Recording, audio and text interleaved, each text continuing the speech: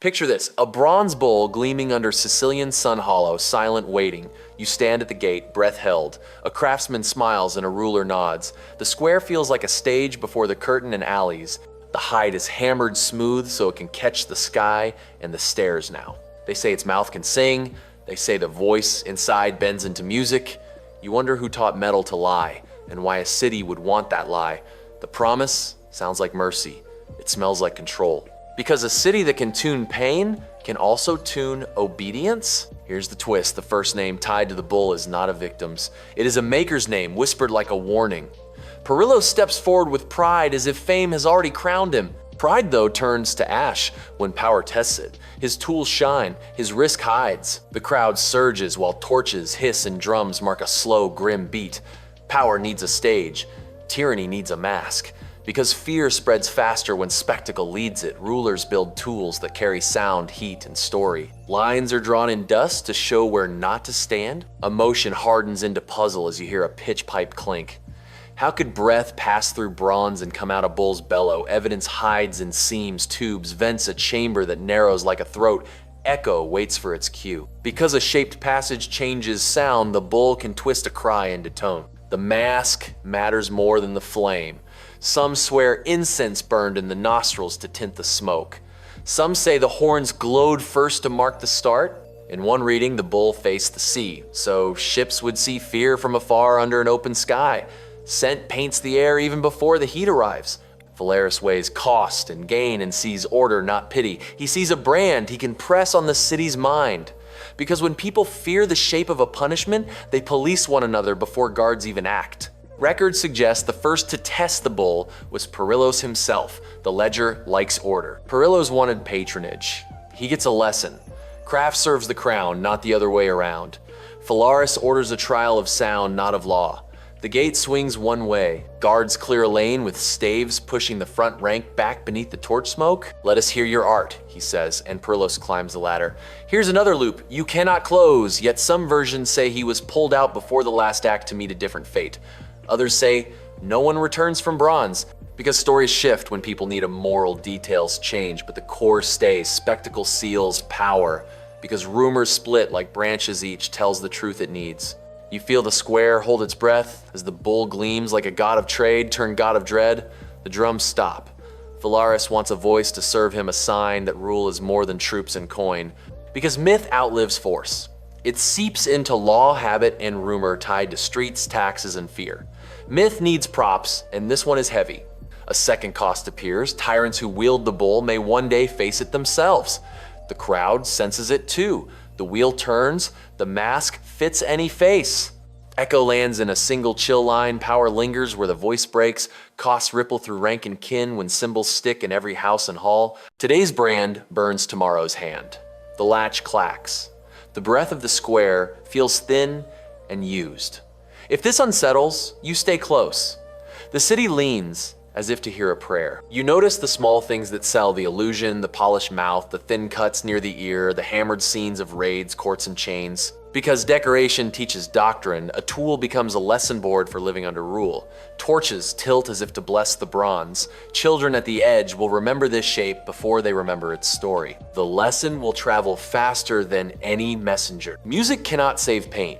You cannot see inside, you are kept outside by design. Your role is to hear and to learn. Because public distance hides private damage, the crowd accepts what it cannot face. What will the city do with this new mask, this new gate? Next comes the workshop where the pipes were cut, the lines were traced, and the lie was forged. From the square's hush to a furnace's roar, the scene shifts to the workshop. The bronze beast begins as wax clay and chalk lines. A bellows sighs like a tired ox, and the floor glitters with filings. Imagine a table scattered with reeds. Some are split and some are scored. A hand tests the pitch with a small breath, and a low animal tone stirs in the hollow head. The room falls quiet in awe and dread. Here's the twist. The music was not mercy. It was misdirection. The sound turned pain into spectacle and made the city complicit. Because when suffering is staged as art, people learn to clap before they think. Patterns appear in the molds as sections fit like armor. The head is cast apart to hide the pipes inside, and bolts vanish under chaste curls. A secret can live a long time in ornament. The crew works by rhythm, smelt, pour cool release, or smelt flux hisses and a bright stream slides into a lip of clay, then stills into a sheen like a pond at dusk. Because metal keeps the maker's choices forever, every cruel flourish outlives the hand that shaped it. The echo of tomorrow's crowd is already here, trapped in the plan. Silence outlives the blade. It sits in the rafters while the beast takes form. The echo of tomorrow's crowd is already here, trapped in the plan. Now the retests begin again. A boy holds a tube to the head and blows. The breath becomes a low, false bellow that grows in the hollow. The maker smiles and the boy looks down. The applause runs through the alley like a rumor. Neighbors hear the test and cheer. They think art has come to Acragas. Not art, a mask. The applause runs through the alley like a rumor. Perillos writes notes on line weight, mouth flare, and reed length, measuring with a string and a thumb. He jots a rule, narrow here, deepen there, and sketches curls to hide the seams. Because a narrower path raises pitch, the maker can tune humiliation into a civic hymn. The city council tours the shop and smiles at the shine. They ignore the use and praise the craft tallying cost against prestige. And prestige wins. Some scholars argue a priest blessed the mold to wrap law in ritual. In one reading, incense was added to sweeten the smoke as if scent could grant absolution. Because ritual launders violence with form, people accept what is staged as sacred. The line between altar and scaffold blurs. You feel the ground tilt as what was fear becomes habit. Habit hardens the line. A mother shushes a child with two notes that mimic the bull. A merchant etches the beast on a token to sell more oil by the square. Power likes that math. Then a rumor arrives and the room cools. The same reeds can make any voice sound other. A rival hears a citizen as quarry, and a husband swears he heard an enemy inside the beast. Because when you can turn a person's voice into an animal's you, strip rank, name, and plea. The mask cancels status. Power likes that math. Phalaris visits at dusk and walks the rows with a guard and a scribe. He taps the flank with a ring, and it answers with a cold, dull note. He does not ask about mercy. He asks about durability, crowd size, platform height, and guard posts. Because bureaucracy needs numbers, not qualms, the ledger matters more than the tale. The scribe writes columns while the furnace flares. Order appears on papyrus before it appears on the street. Perillos bows and points to hinges and clamps. Safe, he says. Efficient, he adds. The scribe nods and notes a payment due at new moon. A new loop opens and will not close today. Some accounts say Perillos planned a side door for release. Others insist there was no door at all. Because sources compete to make a point, one version scolds the artisan, another condemns the tyrant. The head is fitted, the seams chased, the nostrils drilled. Smoke is tested with herbs, and the plume curls like a crown above the brow. The illusion looks complete and the street calls for the show. The mold's cool, the clamps are checked, and a cart creaks toward the square. Morning forgives less. The mold's cool, the clamps are checked, and a cart creaks toward the square. Because tools move the mind as much as bodies, the route becomes a march of consent. The boy who blew the reeds stashes his notes under a brick and looks over his shoulder. His hands shake. He has seen the line between craft and crime. He says nothing to his mother. Because witness turns makers into keepers of truth, small hands carry heavy facts. The weight is quiet. It feels like a stone in the mouth. He sleeps in fits. A baker tosses flour that drifts like ash, and the wheel prints a path in chalk dust as the platform rises like a small gate above the crowd and rope lines hum. One more test sounds in the hollow head, and the alley answers with a shiver. Because sound rehearses obedience, the city has already learned its part. The bull gleams and the myth arrives on time. Now the ruler himself steps into view and the tide of eyes turns. Next comes the ruler under judgment. As the wheel turns, the crowd hardens and the bull faces the hand that raised it. Imagine the square at dusk as the bull faces the palace gate. Torches spit. The crowd leans as if rank has a scent. The ruler arrives without a smile. The ring on his hand looks heavy in the smoke. The stage he ordered now stares back like a quiet judge, unmoved by robes or rank. You hear a whisper. Masks fit any face. It spreads faster than orders can march. Guards pound spear butts in a shaky beat. Because fear that keeps order can also ignite revolt when it gathers in one place. Here's the twist. The same people who once clapped now count. They count fields, seized sons, conscripted fines that drain bread from the bowl, nights ruined by curfews. An elder lifts a lamp and points at the bull as if pointing at a ledger of wrongs. The bronze answers with a dull, accusing sheen that turns faces into masks. Emotion crests and stalls. Uncertainty nets the square. Enigma hovers over the ruler. Will the tool obey its maker or mirror him? Evidence waits in alleys and on roofs where stones sit. A stone arcs, then another. Not this time. The ringed hand rises, but the old spell of spectacle fails. Because once a symbol flips, the script that wrote it cannot save its author. Records suggest an uprising cracked the cordon and pushed the court back. Some say a rival clan seized the platform. Others name a priest who refused incense and turned the crowd. In one reading, a magistrate opened grain stores and bought a night of courage. Feeling surges, questions sharpen, facts pile up as guards drop shields and slip into lanes. Keys clatter, rope creaks. The scream doesn't end, it echoes. The bull becomes a witness against its owner. A tool built to erase names now writes one across the square. The ruler's ring trembles. The myth chooses a new mouth. Because a state that trains people to watch will one day watch the state instead. Guards rush the cart to roll the beast away, but the axle bites a rut. Short sentence. Ropes go taut. The plank groans. The wheel will not move. Because the world ignores, rank a small groove can stop a crown. Chant flips from dread to score into the bull. Some accounts lift Perillos from the dust to guide the latch. Others say a nameless smith took charge with a calm, even voice. The hinge that once kissed strangers now kisses the hand that paid for it as the crowd holds its breath. A low wind presses the flags flat against the poles. Not all versions burn them. Some sources say the tyrant was thrown from a cliff or hauled to court in chains. Rival chronicles swear he fled and starved. Yet the tale people teach keeps the bronze, the smoke, the mouth that sings, because images lodge deeper than dates. Because images lodge deeper than edicts, the bull survives even when names and numbers blur. Here comes the hidden cost. The city must live with its mask. No harvest song can drown that note when festivals return. No wedding drum can fully cover it. Children trace the shape in dust with sticks. Mothers hush them with a low hum that copies the beast. The outline stays even when the head wearing it changes. The line will not fade. Years turn the wheel. Trade ships carry the rumor farther than any army or census can. A sailor tells it in a port tavern. A prince in another land orders a sculptor to sketch the head and the nostrils. The beast moves without moving writing by tongue, from coast to court, from court to shrine.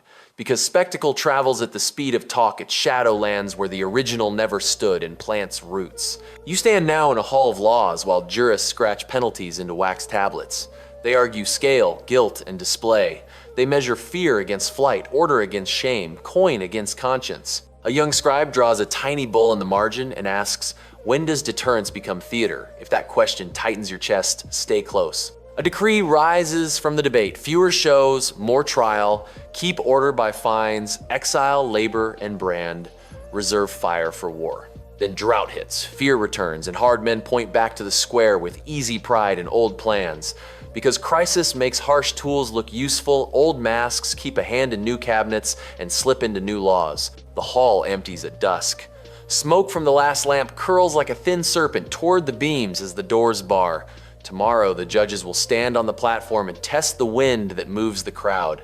Next comes a port that bans the beast in law but keeps it in songs where a teacher turns its image inward to judge the soul and the state alike. Picture this, a harbor at dawn, masts like bare trees and a rumor climbing the rigging. The bronze beast has sailed in words, not wood, and now it lands in a new tongue. A bell rings. Gulls wheel. The market wakes under a sky thin as slate. The story steps ashore before any tax collector. Sailors trade tales for bread and beer. From the quay to a courtyard, the scene tilts to a teacher drawing a line in sand. He says justice is more than fear. He points to a brazier and speaks of fire that purifies not parades. Worshippers listen with their hands open, palms dusty. Because religions often reclaim symbols, fire can mark cleansing instead of show. Here's the twist. The crowd knows the bull by story, not sight yet, it pricks their conscience. Mothers warn children with a low hum. Merchants stamp seals with a tiny horned head. Poets borrow the mouth for a chorus. The city owns no such device, but it lives as if it might. That is, power in transit. Emotion flickers. People want safety without shame. Enigma rises like heat over the altar. How much theater can a state endure before it hollows its laws? Evidence appears in scrolls where jurists debate the stage of punishment, not just the scale. Echo drops in a line made to last. Silence outlives the blade. An official speaks of balance. Law must be firm, not feral. He tells of riots sparked by cruelty of taxes, lost to flight of soldiers who split inside when orders stain the pay. Because pain that entertains always backfires, the city pays twice, once in fear, once in trust. It cannot repair. Mercy saves coin. The scribe writes it in the margin and underlines it once. It looks small, but it will outlast his name. Budgets. Remember what sermons forget? The note travels with the rumor. Two travelers trade versions by the well. One swears the beast stood in Acragas, another swears it appeared in a far court under a different tyrant.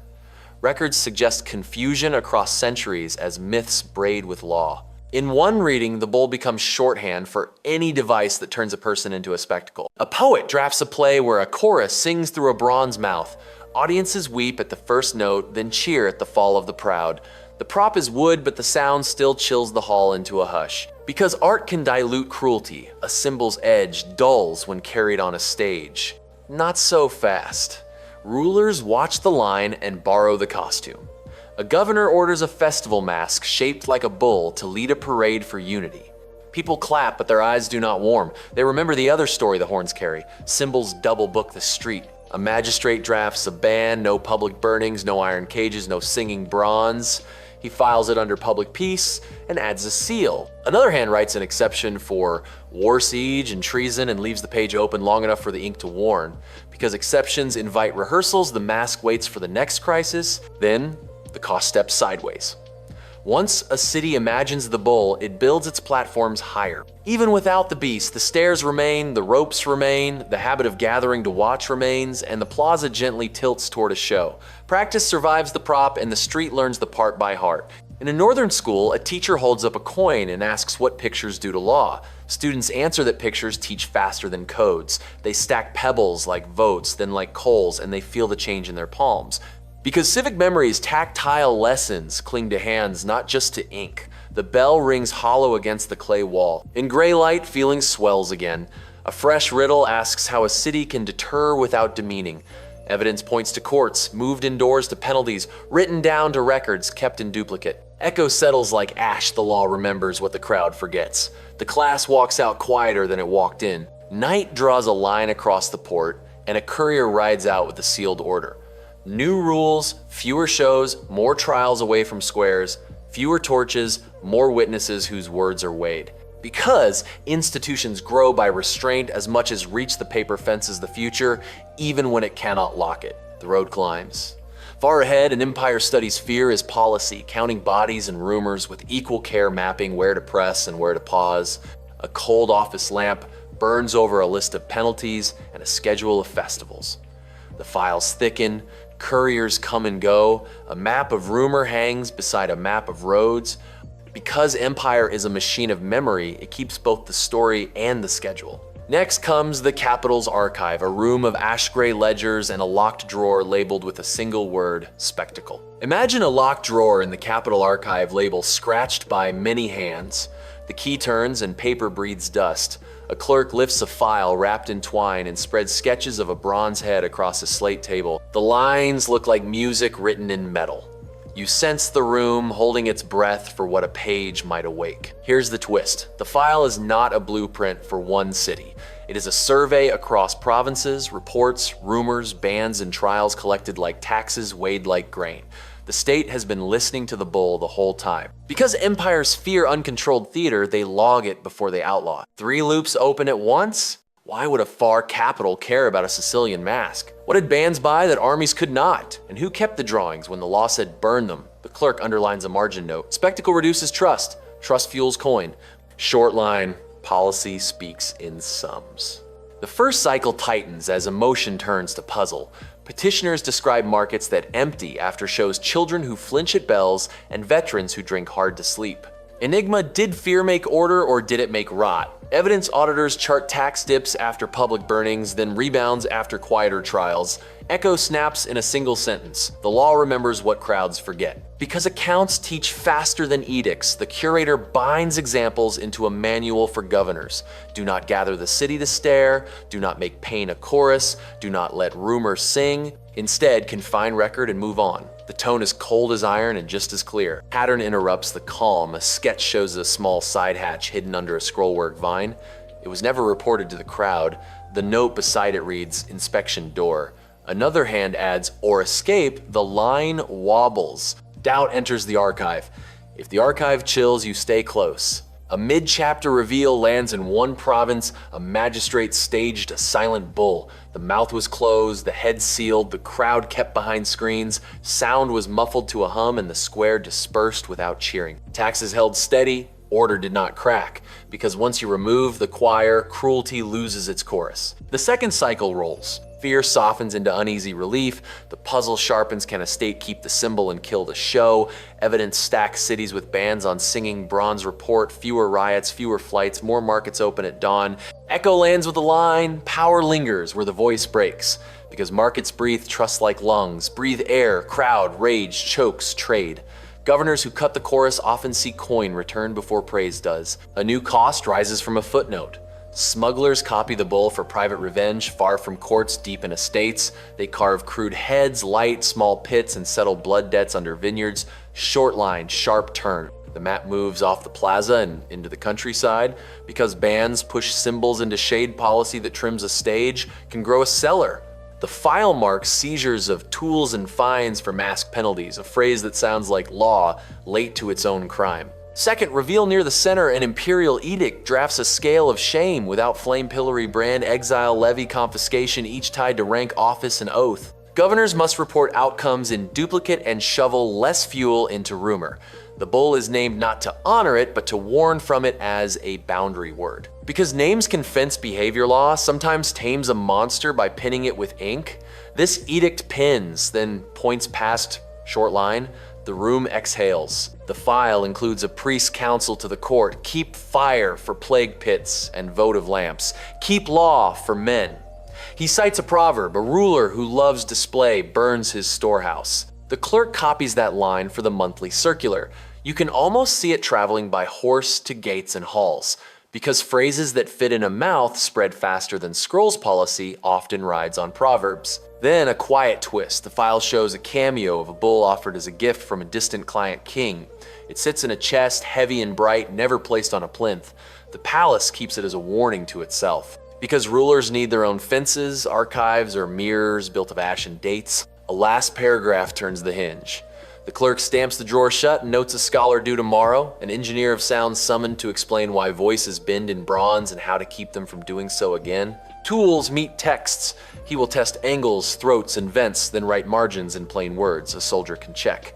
Next comes the engineer in a cold chamber facing sketches, reeds, and a law that asks him to tame breath itself. Picture this, a cold chamber of stone, a single window, and a table lined with reeds. The engineer stands over the sketches. You saw fingers inked, jaw set. He is here to quiet a monster without burning it, to turn a chorus back into a whisper.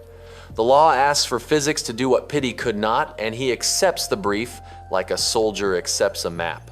He notes the silence presses like a weight. He begins with breath.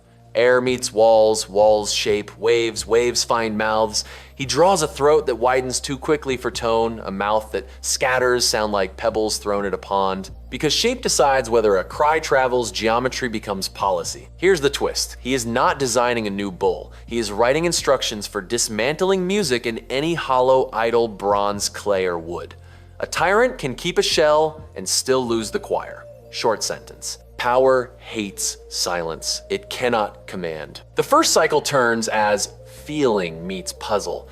Emotion, the thought of a voice bent into bellow, churns his sleep. Enigma, how do you keep law firm when fear sells faster than fairness? Evidence, he builds a wooden head and blows through a dozen tube angles logging, which bend kills tone and which spread smothers pitch.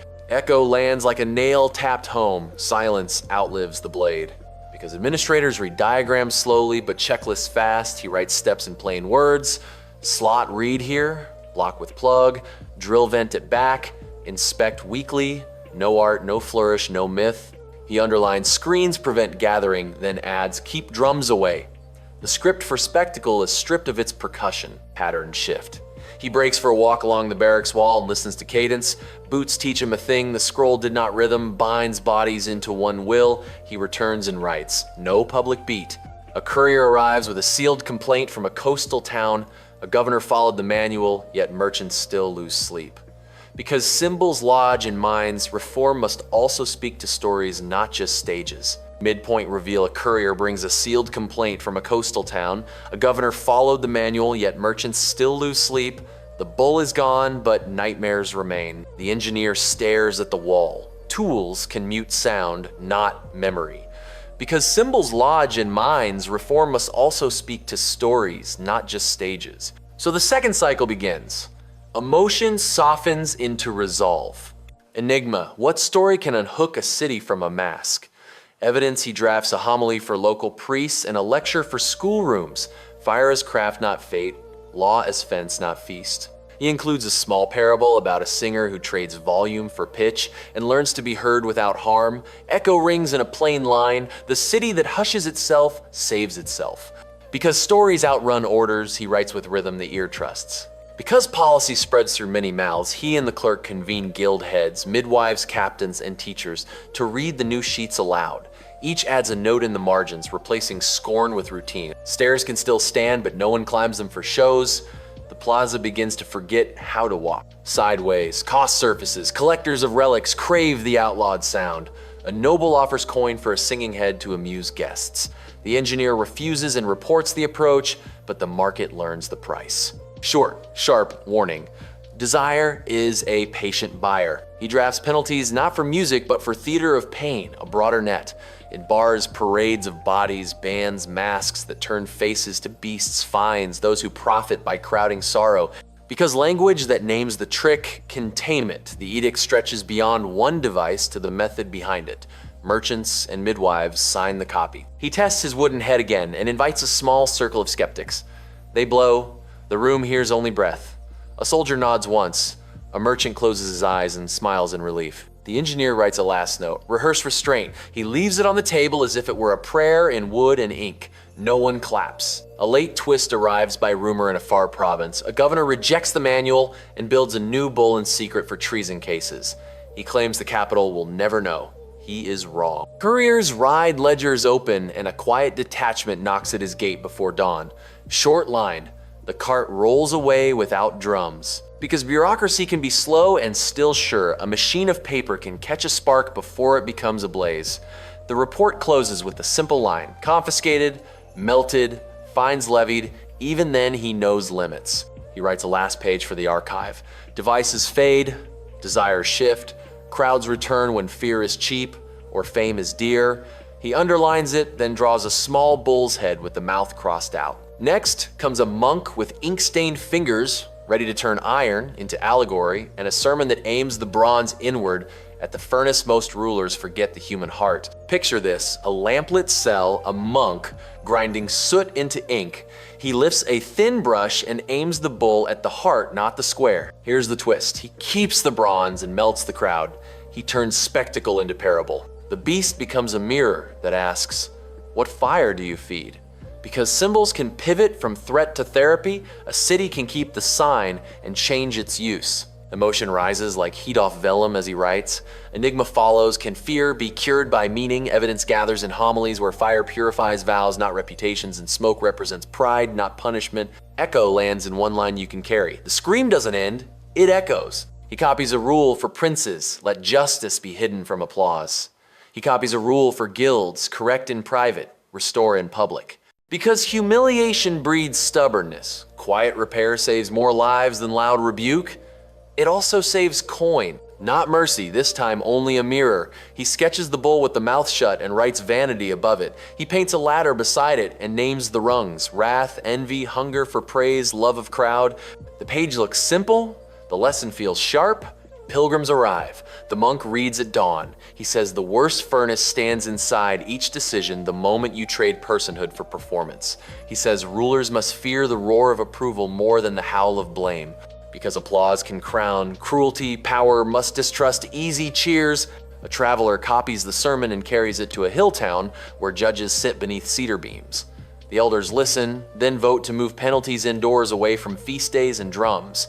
A bell still rings, but windows stay shut. A custom shifts, a line bends.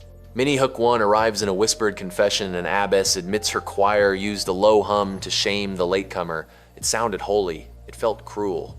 She ends the practice and writes letters to sister houses warning them to watch their music. Because even pious rhythm can wound when it aims at a face, reform must examine tone as much as rule. A prince sends for the monk. He wants a blessing for a festival featuring a giant wooden bull that burns at midnight.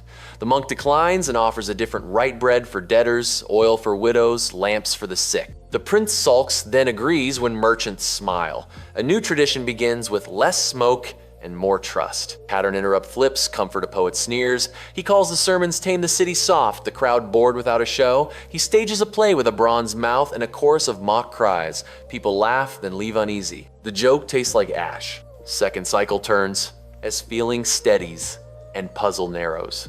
Enigma sharpens. Can art cure the love of spectacle without killing wonder? Evidence appears in a school where students act the trial from multiple seats, judge, witness, accused, then write what changed in them. Echo strikes like a small bell. Empathy is policy in plain clothes. Because practice makes memory, classrooms can teach what squares unlearn. Minnie Hook, 2 lands. When a letter arrives from the capital, an amnesty tied to a festival of repair, not revenge. Offenders mend roads, restore wells, copy books, and serve meals. Names return to faces. Banners are quiet. Drums stay in storage. Trade rises the next month.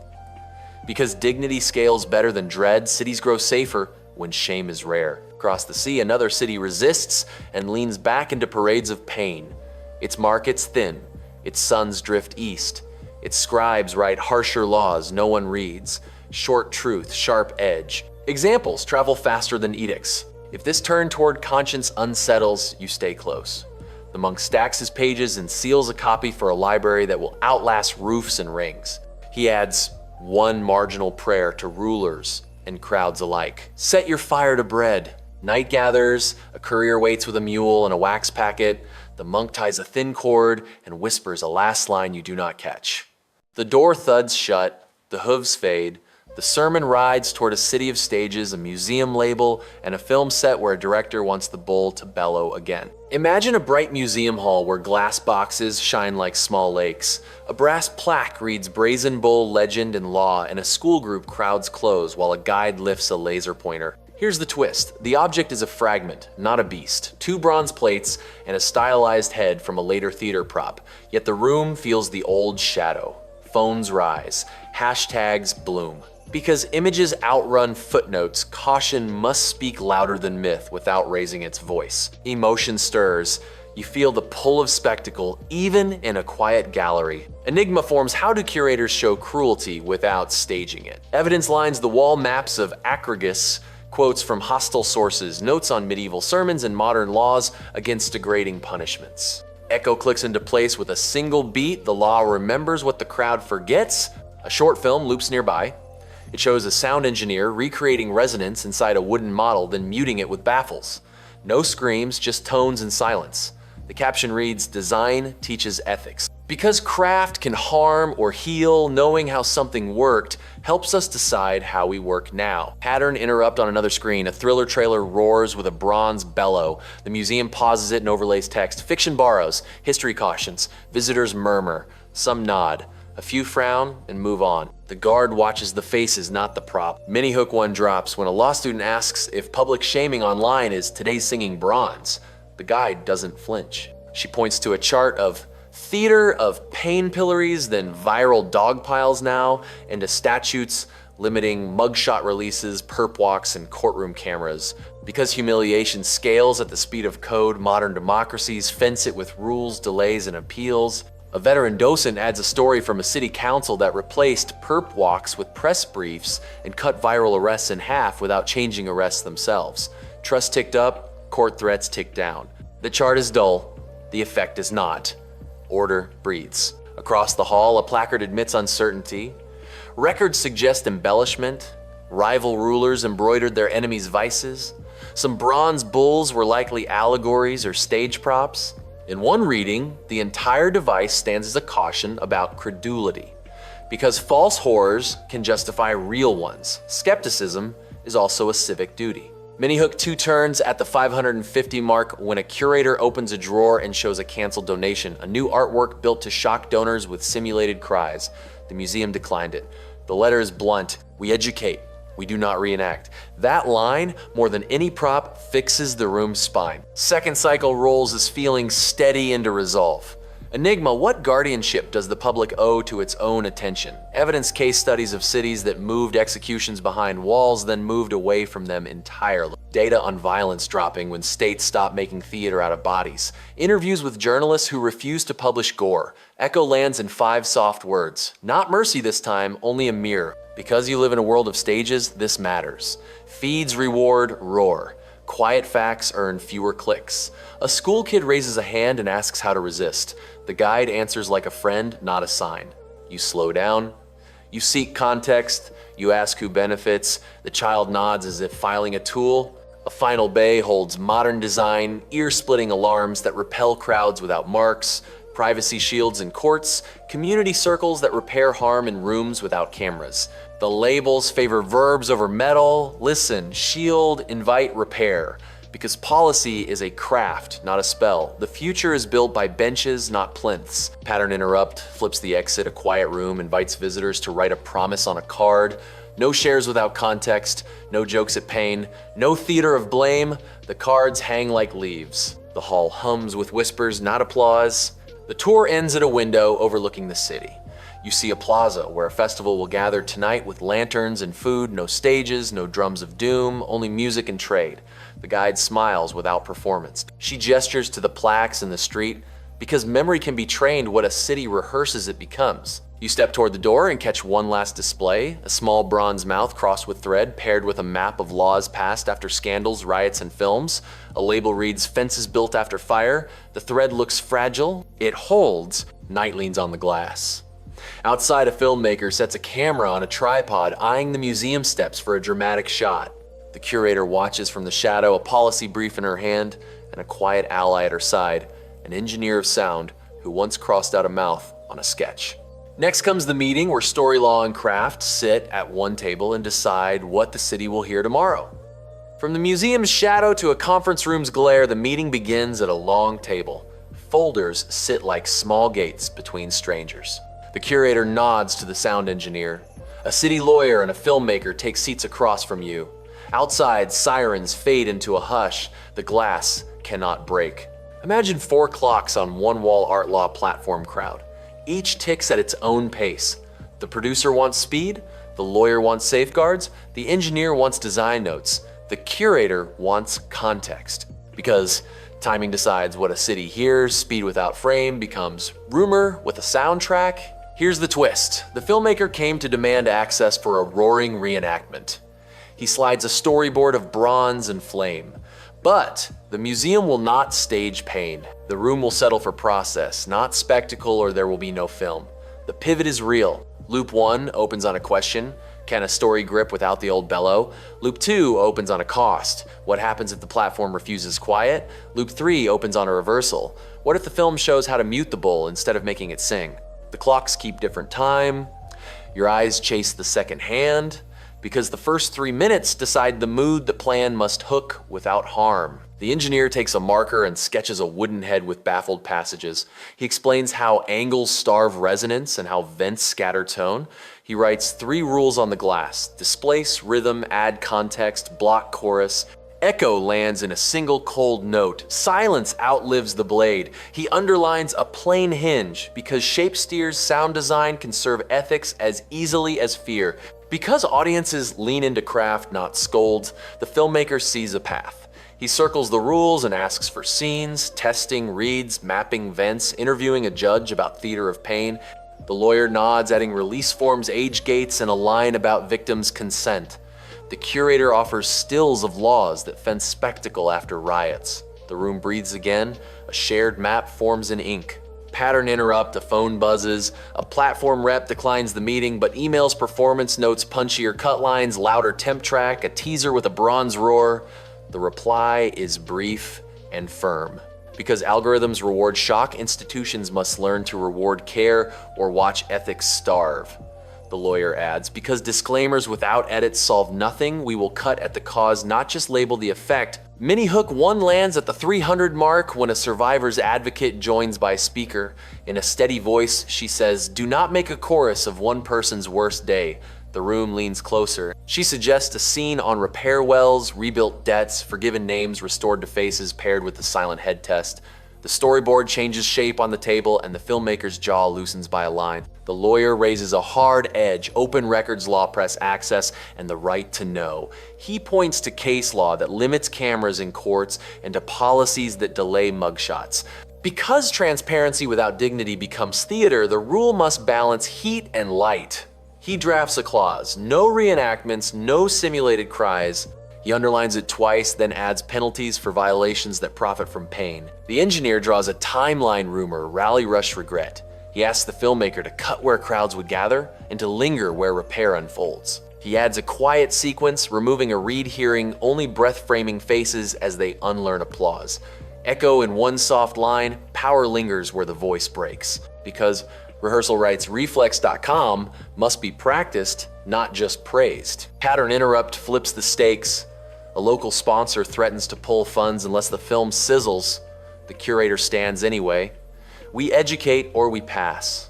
The sponsor blinks and pauses. Because standards must survive, pressure a museum without a spine is a stage with better lights, and lights do not teach. Mini Hook 2 turns when the filmmaker volunteers a final scene melting a replica head into a bell for a school. The lawyer checks permits, the engineer calculates pour temps, the curator picks a text for the bell's lip, not mercy, this time only a mirror. The room finds its ending and a beginning at once. Because cities learn by touch, the plan adds a workshop where students test sound and write pledges to avoid theater of pain. The platform rep finally replies with a compromise, no roar and teasers. Captions, stress, design, law repair, comments moderated for harm. It is not perfect, it is better. The clocks begin to sync, art slows down, law speeds up, platforms accept guards, crowds are invited, not incited. The filmmaker packs the revised boards. Outside the museum, lights warm the steps like a quiet stage set for calm. In the glass, you catch your face without a mask and feel the line between witness and watcher move. Because memory is an action, not a file, the next hours matter. Next comes the foundry at dawn, a crucible, a mold, and a bell whose note will teach what metal forgot. Picture this, a foundry yard at dawn breath, fogging steel doors rolled high. A replica head lies in pieces on a cart lines of chalk, still tracing old seams. The engineer checks the mold with gloved hands. The curator reads the inscription strip once more. Students file in and form a loose ring, not a crowd. No drums, only boots on grit. Here's the twist. The same metal that once promised a bellow will now serve a bell. Fire returns as craft, not show. The furnace coughs, flares, and steadies. Slag skims off like gray ash on water. Because a city can rehearse, restrained heat becomes a tool again, not a tune. Loop 1 opens, will the pour hold or crack? Loop 2 opens, can a bell teach what a plaza forgot? Loop 3 opens, what happens when the bell tolls in the schoolyard and not in the square? The students shift from heel to toe. The silence feels like respect that learned to walk. The mold halves close with a press of clamps. The ladle swings. A bright ribbon leaps, then settles in the throat of sand. The air hums with heat and the filmmaker frames faces not flame. Echo lands in a line made to keep. The law remembers what the crowd forgets. Because cold judgment outlasts hot applause, the bell is an answer the square never gave. Because witnesses become stewards, students take notes on flow, cooling, and patience.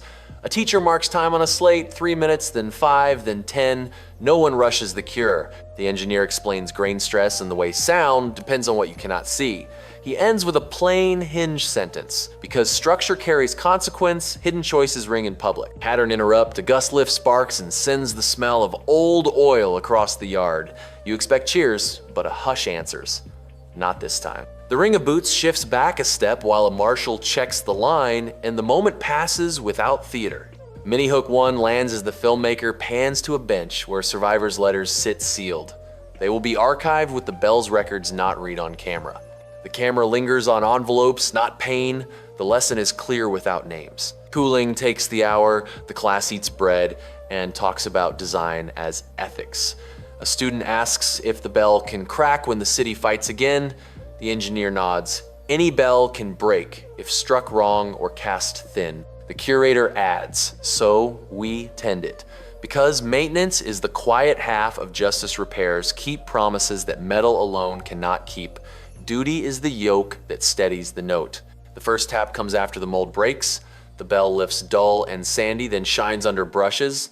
Letters rise along the lip like a small tide. Not mercy this time, only a mirror. The student stands straighter. The filmmaker lowers the camera a fraction and just listens.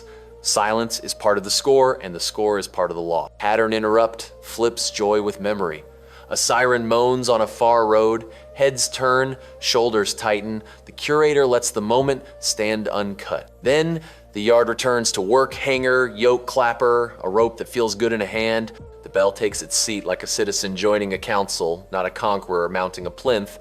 The sound engineer rubs a thumb across the seam and nods once. Mini hook 2 turns. When the lawyer arrives with a copy of the council's vote, a local ordinance against theater of pain citing the museum exhibit and the film's ethics protocol. Fewer press walks, stricter consent faster, corrections, clearer rights of reply. The students whisper, surprised that paper can guard a heart. Because policy is portable, 1 yard can teach a county, then a coast, and then a nation that prefers gates to gallows. Because symbols trace lines through time, the bell's first peal gathers yesterday's ash and tomorrow's map into one note. It rings low and clean across the yard, through a gate, along a street of open shops. People look up without flinching. A greengrocer smiles. A driver eases a brake. It is small, but enough. The scream doesn't end, it echoes. The filmmaker closes on hands not flames, hands on rope, on brush, on ledger, on rail. He will cut the piece without a roar. The platform signs the new plan and schedules a calm premiere.